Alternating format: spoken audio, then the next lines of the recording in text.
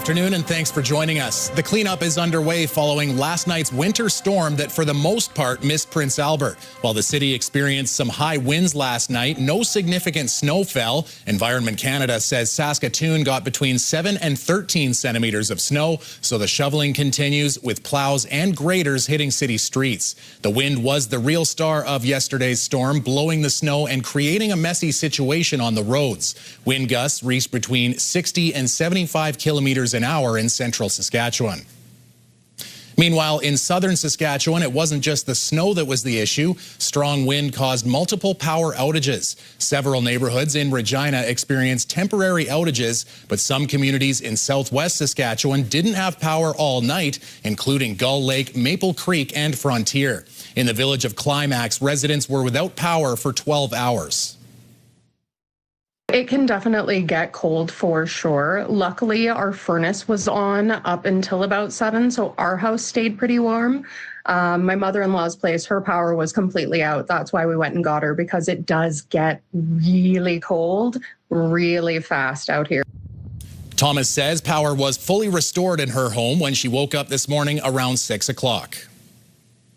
And with the arrival of more sustained cold temperatures, the Riverbank Development Corporation has released its updated cold weather resource list for Prince Albert. The resource list includes locations for emergency meals available at the Salvation Army, daytime warm-up locations, and information about emergency resource contacts. Residents can stop in at the Food Bank, Salvation Army, Bernice Sayes Center, Prince Albert Indian and Métis Friendship Center, and reach out at St. Albans Hall. The SHA Wellness Bus is also available for primary and routine healthcare services. A new mobile mammography unit providing breast cancer screening to northern and rural communities across Saskatchewan is set to hit the road in the new year. The unit replaces the previous mammography bus, which had been in service for more than 20 years. More than $2 million was raised by the Cancer Foundation of Saskatchewan and the Kinsman Foundation to fund the new unit. It features upgrades including a wheelchair lift and a new X-ray machine, which the Saskatchewan Health Authority says is more efficient and uses lower doses of radiation. The Saskatchewan Cancer Agency says it will play a key role in early detection. The earlier we can detect cancer, the more treatments available and the better patient outcomes, because there are new treatments coming online for us to use all the time. The new unit is expected to make its first stop in Estevan on January 5th. A former principal of Legacy Christian Academy learned he will not spend time behind bars after being found guilty of a historical assault earlier this year. Duff Friesen was sentenced to 6 months to be served in the community at Court of King's Bench this morning. He was convicted of 1 count of assault with a weapon, but not 3 others earlier this year. Friesen is accused of hitting students with a wooden paddle between 2003 and 2004 while working at Christian Center Academy, a school that was later renamed Legacy Christian Academy and is now known as Valor Academy. Due to a publication ban, the evidence in the trial cannot be reported, but students outside court were pleased the judge imposed a 6-month sentence.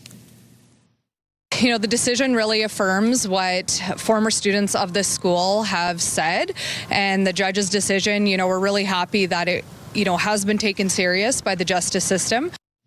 Friesen is back in court for another trial next September. A 45-year-old man has been charged by Saskatoon's hate crime unit. Saskatoon police say they received a complaint last year about a person making anti-Semitic comments online. Investigators were able to identify the person, searched a home, and seized digital evidence and a gun. Brandon Taylor Moore is now facing charges of public incitement of hatred and unsafe storage of a firearm. He appeared in court this morning. RCMP have arrested a man wanted following a crash that seriously injured a pedestrian north of Prince Albert. 34-year-old Jack Sanderson was arrested on Tuesday just before 1 a.m. on the Sturgeon Lake First Nation. He was wanted after a woman was struck by a vehicle while walking on the Little Red River First Nation last week. She was taken to hospital with serious injuries. The driver took off. RCMP say when arresting Sanderson this week on the Sturgeon Lake First Nation, he tried to evade police before driving into a ditch and hitting a fence.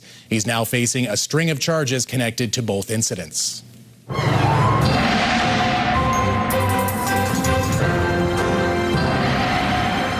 Just missed it by that much, I guess. Is the old, is that, I'm trying to remember, was that? From Get Smart. Get Smart, there you go. There you go.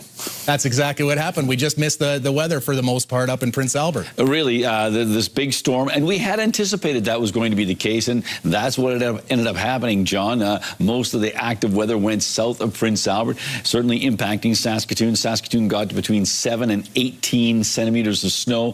Places like Esterhazy, 20 centimeters of snow. So most of the snow down south. Of course, we had freezing rain in the Regina area. But here's what's going on in the next little while. We do have this system moving out of, it has moved out of Saskatchewan and Manitoba, mostly concentrating in northern Ontario and the Great Lakes region right now. But another system is coming through, and we do anticipate a bit more in the way of precipitation for the Prince Albert area, and we'll talk about that later on. As families gather to prepare a holiday meal, it may be more expensive this year to make familiar favorites. Maria Saru looks at some of the staple foods. Grocery stores are getting busy with the holiday season soon in full swing, and some shoppers say they're watching where their dollars go. I try and buy everything on sale. Very expensive this year.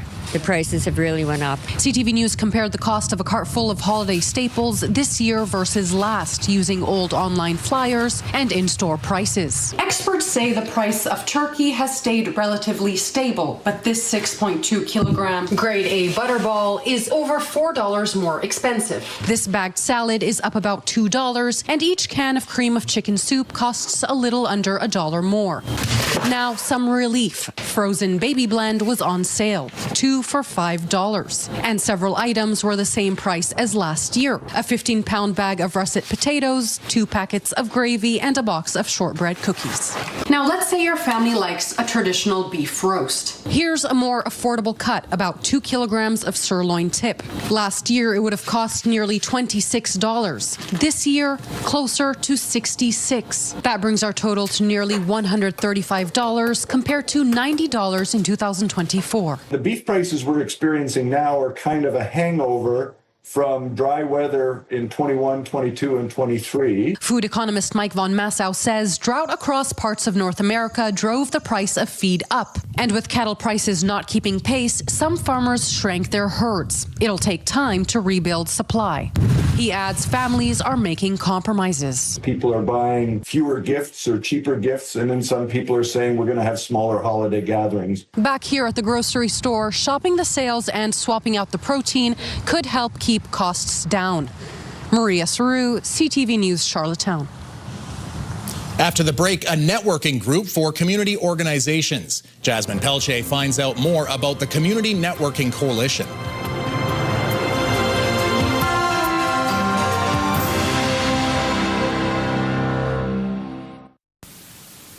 We're with Jenny from the Community Network Coalition, and she's going to share a little bit more about this coalition, what it does in the community, and just how many people are involved, because I was kind of surprised to hear the number when you told me, and I guess we'll start off with that.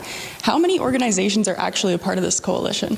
As of our last count, we had 148 different kind of community-based organizations, as well as different members as part of it. So community members can also be part of it.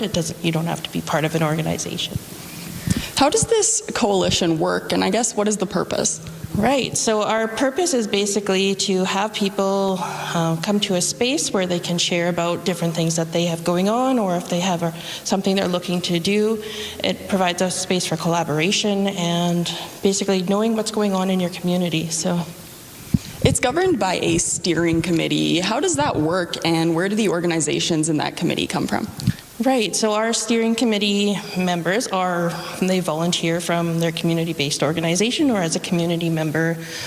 We have representatives from the West Flat Citizens Group, we have from Community Building Youth Futures, YWCA Community Connection Center, SHA, and we also have members from the City of Prince Albert. And the City of Prince Albert is a huge partner in our monthly gatherings, as well as our agency showcase. They offer an in-kind space to offer our gatherings, so that's a huge asset to have, and a great opportunity to share in our community and make it a better place.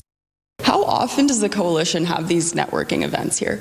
Right, we host them monthly, every third Tuesday at noon till 1:30, and it's hosted right here at the Margot Fournier Arts Center. So very thankful for the city for the space to offer that.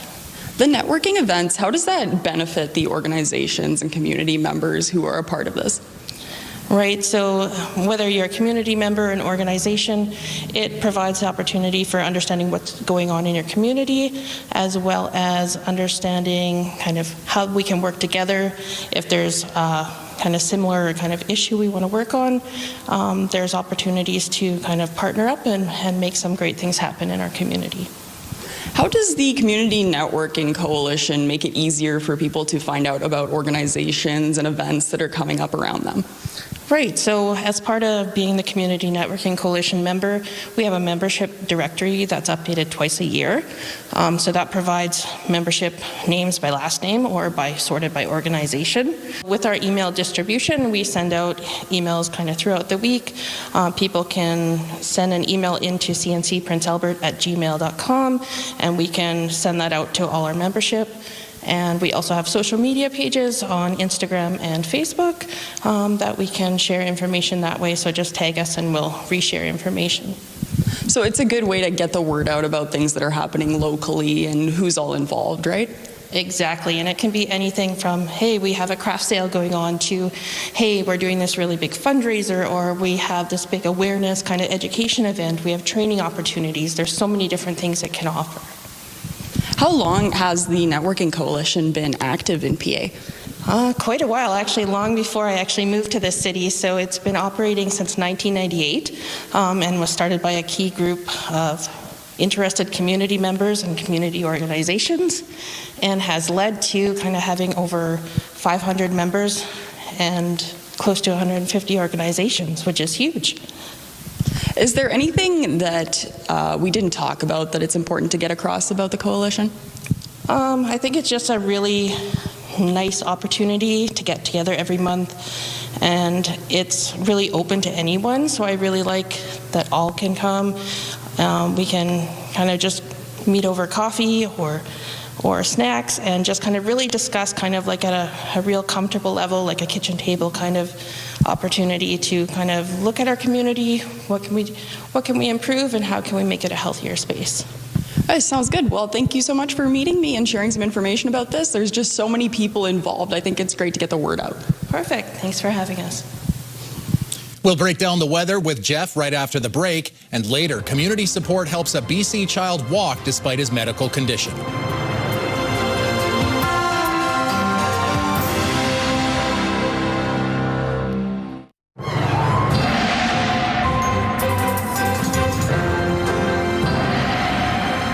So, Jeff, there's an old hockey coach quote, failing to prepare is preparing to fail. And I think everybody was prepared for a big storm and didn't quite get it, but we might get a little more in the coming days here. There's no coming days. It's called tomorrow. In fact, tonight into tomorrow, Prince Albert is going to be seeing some snow, maybe 5 to 10 centimeters. That seems to be the number that is sort of pretty much in play for the entire area.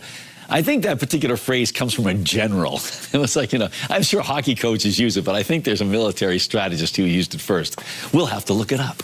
Anyhow, let's take a look and see. We'll look up these numbers tomorrow when we see what actually falls. But right now, there is this system that's going to brew up in the, on the eastern side of the Rockies. And as it makes its way into Saskatchewan, we are going to be seeing more in the way of snow for northern areas that they didn't get the other day. Other parts of Saskatchewan are going to be seeing some snow, but it won't be nearly as significant as yesterday. But still some snow that you might have to shovel. So we'll keep our eye on that. But yes, Prince Albert area is going to be receiving some snow. Taking a look at the computer modeling, you can certainly see that system sliding across that low, sort of a sliding just below, I would say south of the Yellowhead as it slides across Saskatchewan. But to the north of that, on the backhand side of that low, that's where we're dealing with most of the snow. Possibility of some messier conditions down south. Minus 23 for Spiritwood overnight, minus 22 for the Battlefords, minus 24 for Candle Lake, minus 23 for Birch Hills. The cold conditions continue for Rostern, minus 23 degrees, the same for Melfort and for Nipwood. So most locations dealing with an increase of cloud tonight, and then the snow starting overnight and then lingering into tomorrow. Let's talk about tomorrow. There you go. Lingering Snow, the name of my new Christmas album. We've got ourselves, a snow event that will be substantive in the sense that you're going to have to do some shoveling with this one. And right now, the winds don't expect to be really strong, but they will drift a few things here here and there. So we've got about 5 to 10 centimeters of snow on the way for the region. So keep that in mind if you're heading out. But if you are heading out, Highway Hotline, always give it a look.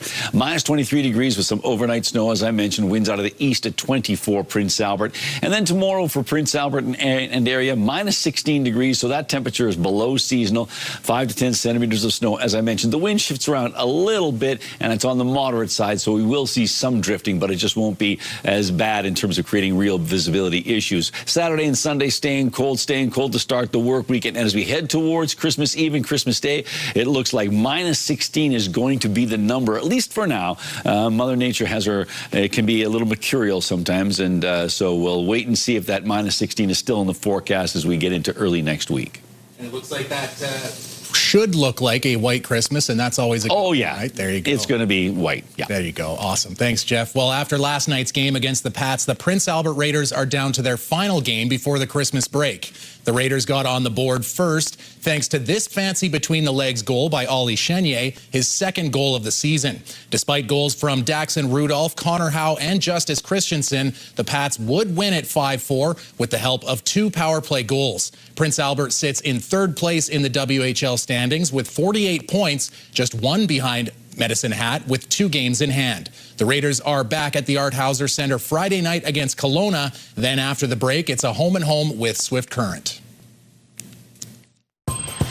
Do you have a community event you would like to promote? Or maybe you'd like to draw attention to your organization. Let your local CTV station help you spread the word. Contact us at 306-922-6020 or email panews@ctv.ca. You can appear on CTV Prince Albert's News at 5 and get your message to our viewers.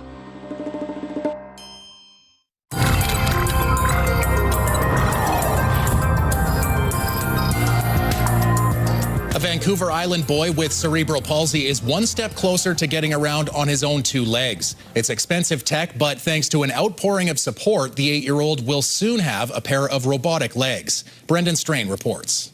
I was crying. I literally just started bursting. Genevieve Perron is reflecting on the emotions she felt last week when she realized that the fundraising effort she started for her 8-year-old son Elliot, who suffers from cerebral palsy, had reached its goal. I'm unbelievably grateful. Want to go faster?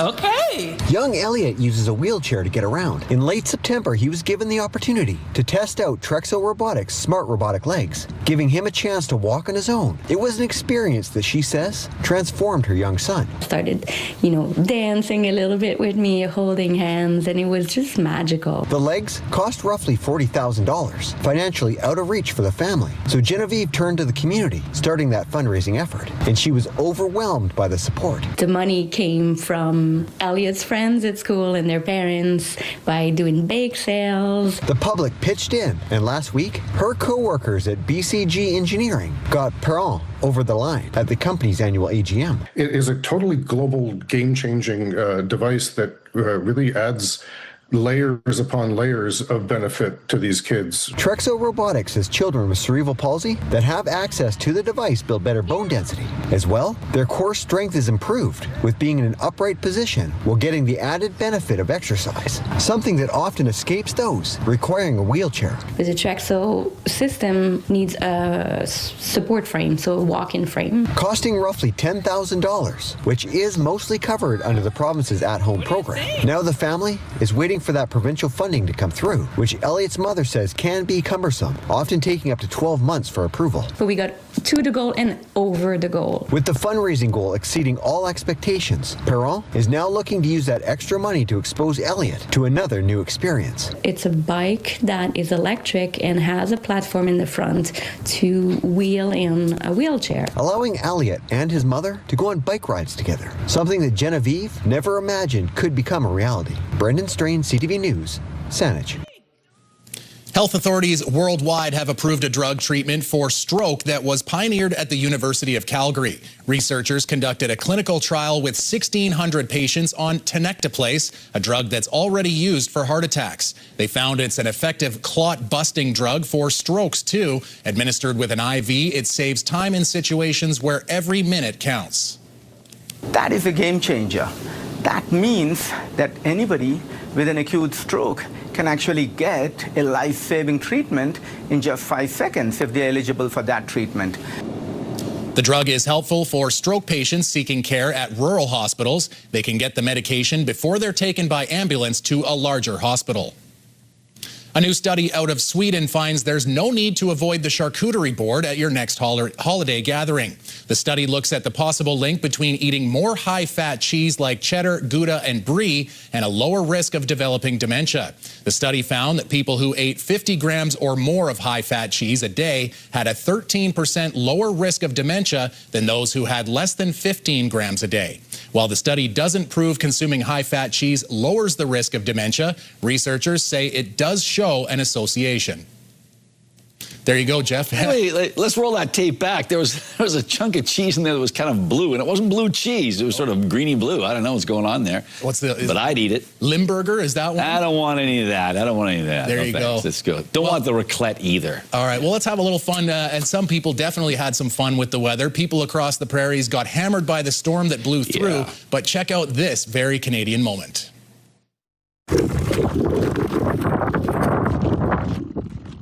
In that video taken by a viewer, a man in a hockey jersey, I think a Canadian's jersey, skating down a highway near Belmont, Manitoba. This was possible thanks to freezing rain turning Highway 23 into a skating rink, and it also serves as a good reminder for drivers that it's slippery out there and to definitely be careful. I love that. I've done that before. Not on a road, Jeff, but I've definitely done that before. Okay, fair enough then. Okay, well, I think it's impressive. We've seen other videos of people doing that, and so it's like, I don't know if you have to get your skates sharpened really well after that. It's like the hollow ground is shot. Yeah, no, you definitely got to get a skate sharpening after that, but it's worth it. Right? There you go. Indiana, you don't get too many opportunities like that. National news is coming up next.